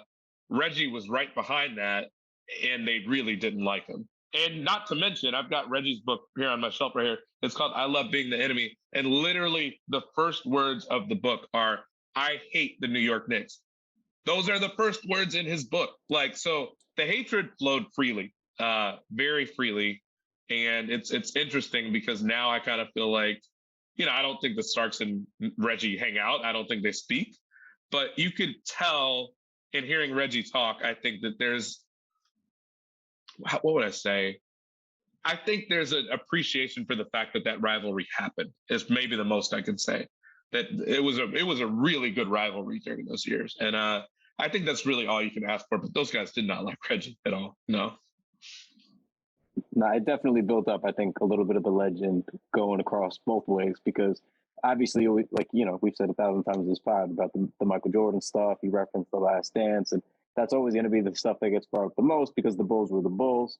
The Knicks were a larger team at the time, a rival. But, like, yeah, it's nice when you have those rivalries that exist that aren't just, like, the top-billed ones. That was sort of the beauty of the Knicks, I felt like, growing up, was, like, there was multiple teams that we were told and knew to hate. It was the Pacers, Right. the Bulls, the Heat. It was like, wow, I love how many times like we're playing it. A lot of times people have like one rival. Teams got one rival. Right. It's nice when it's Or just like none. or none, right? So it's nice when like, oh, we're playing the Heat tonight. I hate these motherfuckers. Or we're playing the Pacers tonight. I hate these guys. Reggie Miller, Right. Oh my God, we gotta assault this man. Oh, we're playing the Bulls tonight. Oh my God, it's like. It's Right. nice when you got a nice little stable of hatred to kind of revolve around and kind of Get muddle like it. 12, 15 games a year. Yeah, and that was the thing, and that was part of what I wanted to get across in this book is that part of another thing that we probably will never see again. It's really rare to see teams that have 2, 3, 4 rivals. I mean, we don't have any real rivalries in the NBA right now. I mean, the last one that the league tried to make a big deal out of, I mean, aside from y'all and the Hawks, which that, you know, when Trae Young has to sit out, you see how thin that rivalry is, if you could even call it that. I mean, the Warriors and the Cavs played each other for 4 years in a row in the finals, and it was a really lopsided rivalry. I mean, it just wasn't. It was basically like, oh, you got LeBron over here and you got the Warriors over there. And especially when KD hopped on the Warriors bandwagon, there just wasn't, I mean, there was no contest. So it's been really difficult to see true rivalries in the NBA. The Knicks had so many of them, and that was like such a 90s thing. They did not like those teams. Those teams did not like them. And there was a good chance that a fight was going to break out because of it all the time. I mean, they had fights with all of them. I guess they didn't really outright fight the Pacers, but there were certainly skirmishes and flagrants within those series. And they legitimately fought the Bulls, and they legitimately fought the Heat more than once in both cases. So, we'll never see that again. And that's part of what, when you talk about why I wanted to do this book or why I agreed to do it, you're never going to see this again. The league has made sure of that. And I think there's something to be said for like an outlaw sort of team that makes them really compelling and fascinating to write about. Yeah, sort of back on that rivalry note, when I was reading it, I kept sort of like The Last Dance has been the comparison, it made a lot and stuff. And reading this, it sort of almost felt like the villain's origin story, like giving these guys know I read the Game of Thrones books like 3 times or whatever. And the whole thing is like, they're giving you the villain's point of view through like, Khaleesi, through like that. And that's sort of, and then by the time you get to the end where they're like that, it's like, oh, we've been following the bad guy all along almost. And I just really enjoyed that different perspective on the decade, especially like during COVID. I showed my mother The Last Dance, and like she got so into it. And I'm excited to like give her this book too, to like sort of like, you want to see like more about the Knicks on this side. I'm sure she's going to run right through it. Like, I'm hopeful someday that, I don't know if we'll have Last Dance, but I'm hopeful someday that this will be something that people can watch on film as well. I think you're right about the idea of like people, probably the most common question I've gotten on Twitter with it being on sale now is, will I like this if I'm not a Knicks fan? I'm not a Knicks fan. Should I still buy it? First of all, even if I thought the answer was no, I'm going to lie to you because I want you to buy my book. Secondly, I intentionally really tried to bake in a lot of things that would be interesting to anybody. Even if you're not a basketball fan, there's hopefully enough stuff there that's interesting. I don't know. I at one point I started thinking about, I was like, if you kind of randomly did like a word association game with me and you named any one of the other 29 teams, I guess there were probably only 25 other teams at the time back then, I could probably mention a detail either from my reporting or that's clearly in the book to tie it to another team as it relates to those Knicks or not. But I mean, like, there's so much stuff there. And I would say with their chief rivals, there's stuff in there that's never been written about before, that's never been out there before, that is, kind of put out in this book. So to me, I think between that and just understanding what the league was or how certain rules changed or why these guys didn't like each other or what really got under certain people's skin, like there are probably still people out there that don't really understand why Jeff Van Gundy and Phil Jackson really were not friends. I mean, granted, we know why they weren't friends, but like why Jeff Van Gundy did not like Phil. This book makes that really clear. And not that it was me needing to do it. So I hope there's plenty in there for everybody, but I certainly tried really hard to make this something that could be enjoyable for everybody. And yeah, I'm really hopeful that, if even if your mom doesn't read it, that someday there'll be a documentary for her to watch on this. I'd be curious because obviously the Bulls won and won a lot, 6 times. So there was a lot to do. A full 10-part documentary. I don't even know if we needed 10 parts, but there was a lot to do that on. There's a lot of footage. The Knicks didn't win. And I understand that, people have said, why write a book on a team that doesn't win?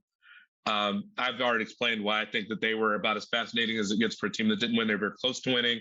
The league changed their rules because of this team, and those rules helped us get the NBA we have now. So and the Knicks were in the background of every important thing that happened, seemingly. So I think they're more than justified for that. I don't know that I don't know how many parts they would need for their documentary, but I was cognizant, like writers are always kind of told no more than 125,000 words for a book. I think mine was 105. And my editor was like, you could add more. And I was like, I think this is okay. They didn't win anything. They got really close. They were fascinating. I think I tried to outline how. Like, I felt like this was fine. And so maybe even with the documentary, the amount of parts would be interesting to see because they didn't quite get there. And you don't want to make them out to be just as important as the Bulls. I think there's a difference between saying they weren't as important, but they did drive the conversation in a different way about how the league would change. And I think that's really relevant. And if you're just a Jordan fan, seeing how and why he struggled to get past the Knicks, he did every time, but seeing how difficult it was for him at times was interesting too. Yeah, no, that Forrest Gump comparison you make early on too, I feel like that's dead on. Like they follow all the threads through the 90s NBA with, Jordan blowing up the league, making it an international sensation. The Knicks are there at every turn. I just also, and I know you mentioned, not really being sure what you want to do next. But I was just curious if, if you had to write a book, maybe on either a team or a player specifically from your time covering the Knicks on the beat, who would it be and why would it be Pablo Prigioni? I was watching someone put up a clip the other day, or not a thread. I guess it was just a clip of Pablo, and I was thinking about how much I enjoyed covering that guy. He probably was my favorite Knick just to watch. Because the effort was always there. It's funny. In some ways, I don't think of him as fitting the 90s Knicks. I mean, at the end of the day, he's still kind of a smaller Euro guy. So it's probably not what you would see as fitting those teams. But just the hustle was there. I mean, you did see plays like that. There's one clip of Starks and the Knicks playing the Sonics at one point. Starks just, racing all over the court, diving all over the floor, dribbling the ball while he's still on the ground and popping back up and hitting this three from the corner, sort of stuff I feel like you would have seen Pablo do, so no, he would not have fit the 96. No, let me not even make that, comparison. But no, I love Pablo. And maybe it was the most enjoyable guy to write about and just to cover during those years. I feel like every other story I was writing was talking about how much better the Knicks were when Carmelo was on the court with them versus when he was out there without him. Yeah, I don't know. It's funny. When I first started writing this book, a lot of people were like, you got to do your next one on the postscript of what yours was on the 2000 to the, 2020 Knicks. I'm like, no, I don't. No, I don't have to do that. And no, I don't want to do that. You'll notice from reading this book, there, like you mentioned before, Dolan's in it.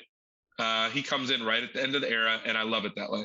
Because from where I was sitting, keep in mind, I said I want to do everybody's chapters. You want to give a full portrait of everybody. You want to humanize these people. Granted, I will say I don't know Jim Dolan, never spoken with them, only know what's been out there. So maybe there is a way of really humanizing him. I don't think people are particularly interested in hearing that. But I mean, also it's your job as a reporter to get to the bottom of whatever it is, regardless of what you think people want to tell the truth. I'll put it this way. If he is anywhere near kind of the way he's talked about, as far as just kind of, obstructing certain things and just kind of making decisions really rashly, if he's as black and white as he sounds with a lot of stuff, it just wasn't that compelling to me to do that, because I want to humanize someone that has a lot of gray as opposed to black and white. I feel like most of the people I did that with had that in this book. So the idea of basically, I'd put it this way, if there's nothing really overwhelmingly positive to say at any point, it's just kind of me killing the guy and reporting on all the things that he got wrong and that he did that killed the franchise, that's not intriguing to me. And granted, I don't think everything he did was that necessarily, or there were a lot of things that the franchise got wrong that maybe weren't the result of him directly, maybe. But I'm just not even interested. Yes, you would get some great stories on the faux pas of that, those years with Jamal Crawford and David Lee. And I think we know that. And, Nate Robinson, there's a difference between like getting some really great anecdotes and writing a book and stringing them together. Because ultimately, at the end of the day, you have to say, why does this matter? And I could tell you why the 90s Knicks mattered. And obviously, the 2000 to 2020 Knicks mattered to Knicks fans. But do they matter? Like, what reason would people have to read that book? When I was just talking about before, I could give you a reason that all these other fan bases or people that are fans of certain teams would want to read it. Why would this team? Like that with those teams and post 2000s, I don't know, unless they just want to read about accidents and car crashes. I don't know why you want to. That's not my, and that's never been my style to like be a pig and just roll around in the mud. Like I kind of feel like that's what I would be trying to do if I tried to write a book on that era. Yeah, absolutely. No, I just having him sort of like him coming at the end and the sort of like knowing that, the next sale is going to be to that, like it sort of hangs over the, like, it's like almost like a villain towards the end. Like, what's coming. Like, and I really like it that way. Thanks, man. Appreciate it. No, but I do think, this is an appealing book for the everyman of an NBA fan, because the way I always try to like explain fandom to people, when people do the diehard stuff or I only watch the Knicks, I'm a diehard Knicks fan, grew up watching all the Knicks games, still do, obviously, to do this whole operation with these gentlemen here. But I'm an NBA fan first and foremost. The NBA and basketball, that's what made me fall in love with basketball. So for me, I enjoy reading about stuff from other teams just because, this is the league ultimately that made me fall in love with the game and ultimately fall in love with the Knicks. So to me, that's sort of like the bigger story. If you're a basketball fan, you generally are an NBA fan, and you want to hear the quality NBA stories. There's a lot of good history here, and you got to be able to not just, go through your own team's history over and over and over again, then another angle, then another angle, then another angle. While that's important, and of course, as fans, we're going to want to read all that stuff. I also want to read about the Lakers. I want to read about the Celtics. I want to read about like all these other teams, because like they are important pieces to the league that is built that, the Knicks play in and have history tied to. So I think there's enough in this too, like we talked about the multiple rivalries, about where Pat ends up, going to the Heat. Like that's just a good NBA story in general.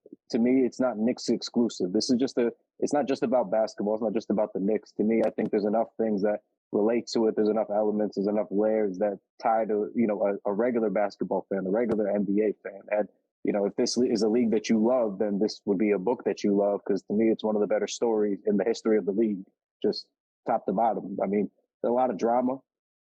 There's the basketball stuff, there's the off the court stuff, there's the on-court animosity with people like we brought up with Reggie Miller. There's the behind the scenes stuff with Pat Riley and the Knicks front office. There's never usually a hatred like that with the front office guy. So for it to become that way with him going to Miami, like a lot of layers and a lot of appeal to the NBA fans in general, in my opinion. Thanks, man. I appreciate it. That was by design for sure. Which is probably not that hard to do, but as a first-time author, everything about this was difficult. So I hope people enjoy it. I hope it doesn't read like I was a complete rookie with this, but at some point I'll look forward to doing it again. I kind of want to have a little bit of time to breathe, but I don't know. I'm hopeful people enjoy it first and foremost, because it'll sound corny and probably is a little bit, but if there's a fan base that kind of deserves to have something fun to read on a team like that, it's y'all. It's been a long time since they've won anything. That was a team that really was near and dear to people, and so you want to capture it right. It's going to be on library shelves. Hopefully we always have libraries. If so, forever. So you want to make sure. Why I was so intent on getting the Mason's family and his folks, because you don't, and even with Nolan, like why I just had no interest in killing anybody. With the reporting, if it wasn't merited or if I didn't go that far into the story, because it sits there forever. And you want to make sure you're giving people every opportunity to respond to you before you write about something that's that permanent. Even with stories, you want to be careful with that. But certainly for a book that will sit there for years and years and years. So I did enjoy it. It was a hard process. I was pretty upfront about that on Twitter sometimes, about there were certain things about it I did not enjoy. There are parts of it that still make me uncomfortable from a promotional standpoint, but but I am proud of it at this point, and I hope people enjoy it and buy it, read it, and I really hope someday that people can watch it too. And I feel good about that being the case, but won't count the chickens before they're hatched.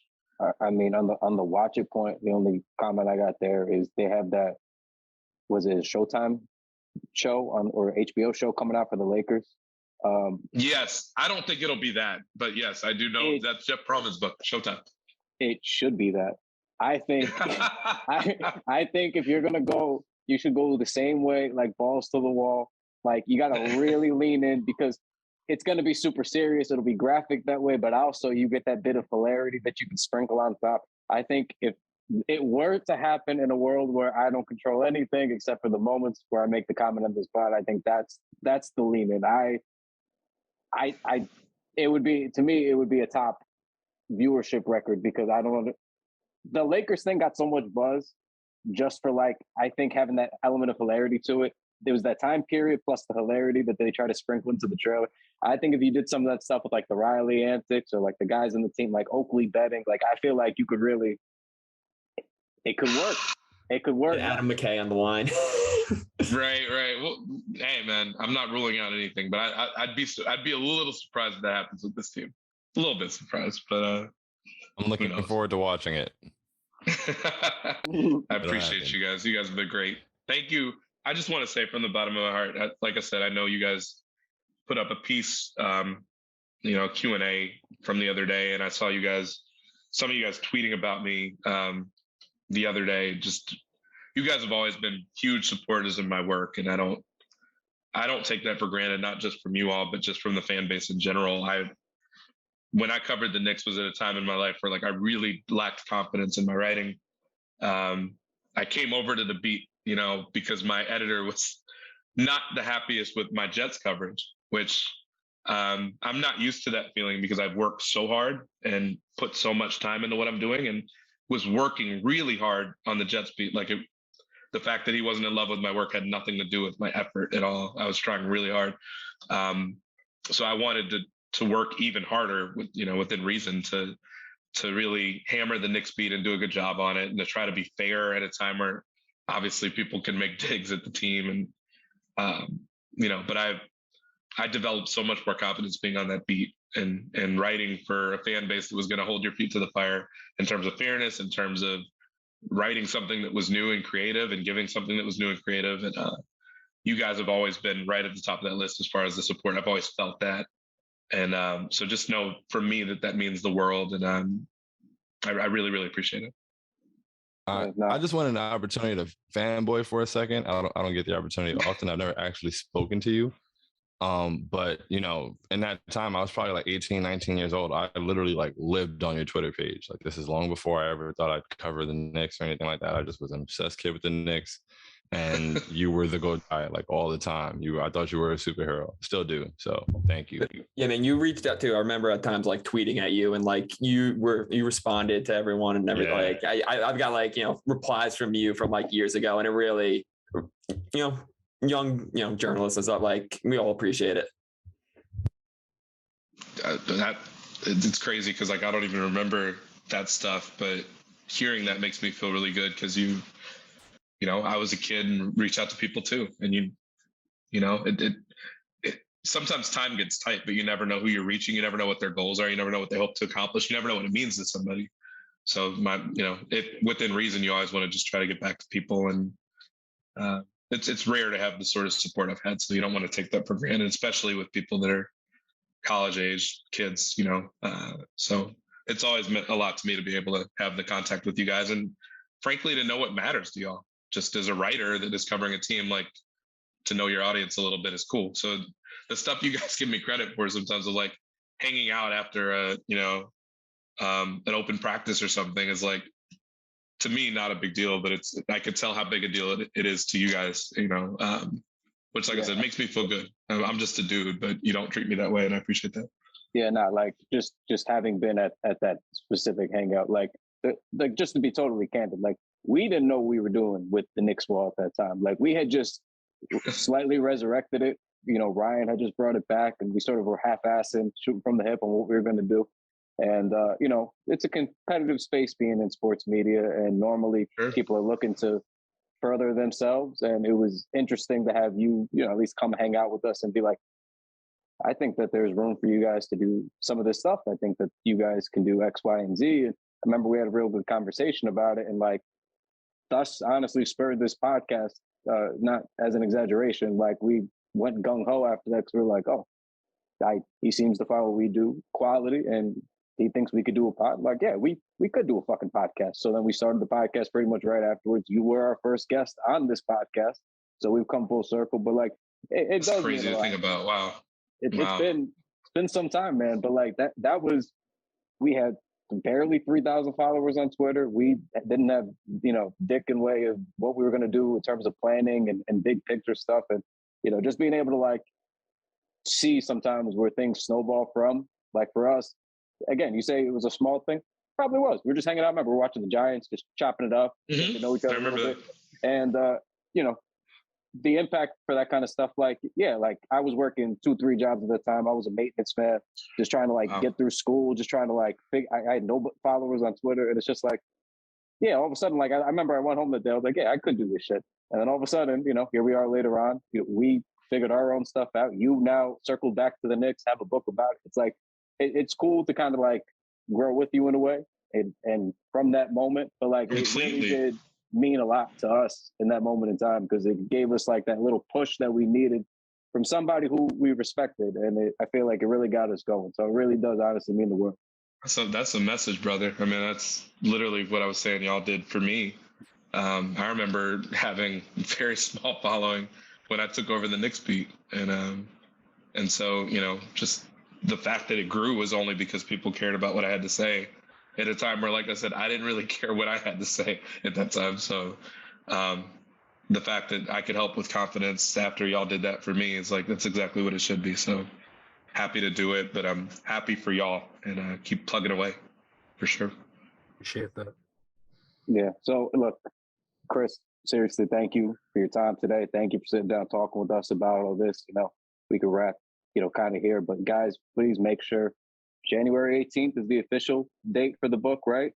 But I've seen some bookstores have already starting to put some out. Barnes and Noble's gone buck wild with it. They're just like, this dude's book is for sale. Y'all want this? Like, I think they literally just got it early, and they're just kind of like whatever with it. So I'm noticing that everybody that's going out to get it somewhere has got it early from Barnes and Noble. But yeah, it comes out the 18th, and it should be, at least in New York, it should be relatively everywhere at that point.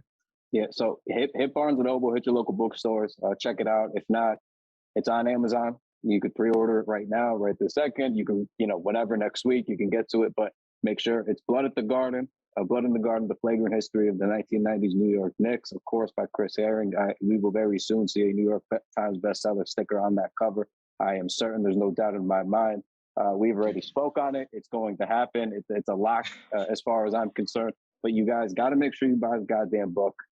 Please, we didn't just do a podcast for you to listen to Chris for this long about the book for you to then get to the end here and then not purchase the book.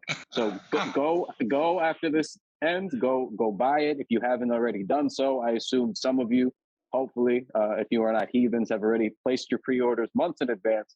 But if you have not, please correct that. Amazon, Barnes & Noble, wherever you got to go pick up the book. We didn't mention the good shit too in here. We didn't mention the good shit in the book too. You got to read that to get everything. Like, yeah, there's a lot of stuff that we didn't even get to. There's so much. Like, seriously, like, don't just listen to this shit and be like, like, buy the book, read the book. There's never a podcast will never do a book justice. There's too much. There's always too much. So you please just use your eyeballs. Go get the book. That's really all we got to say at this point. But again, Chris, seriously, thank you for your time. Appreciate it. Thank you guys. Really appreciate you. Thank you so much. No problem. So, you guys make sure you give us a 5-star rating and review. Helps us keep doing what we do. We got Knicks, Hawks. We're recording on Saturday right now, the 15th. We got Knicks, Hawks. There is no Cam Reddish revenge game. He is still out right now. But we will hopefully talk to you guys on the other side of a couple W's here when we pick things back up. And we'll talk to you next episode. Take it easy, folks. Adios. Deuces.